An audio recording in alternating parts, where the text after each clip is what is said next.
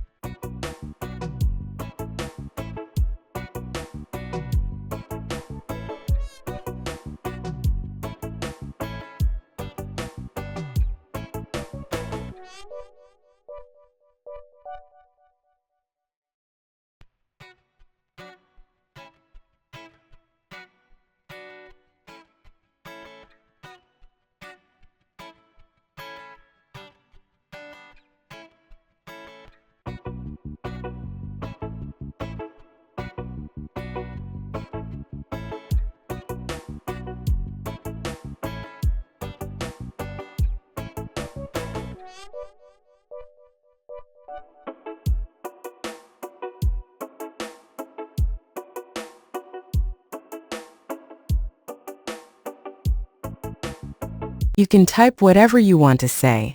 The penguin replies appear on the screen and spoken out loud. I used variable random choice to remember choices, so the program can change randomly according to player enter question. As the result, Penguin will say whatever you say and copies you and stores in the list. What shall we talk about?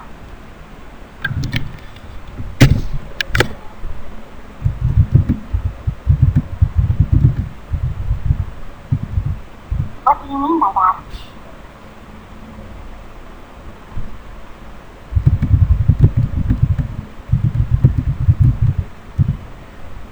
I love swimming.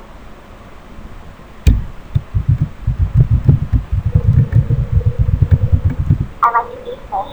What about you?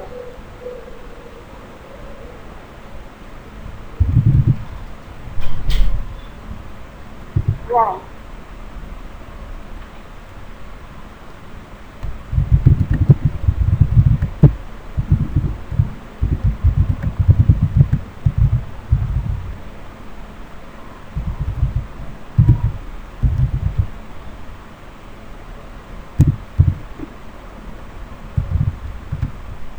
Yes.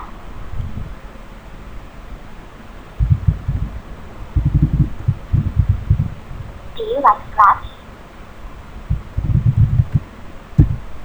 I also like swimming. Yes. I like to eat fish.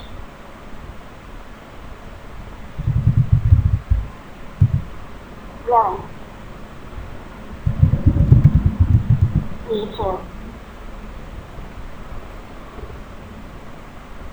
Thank you for watching. Kindly subscribe, comment and like and support this channel.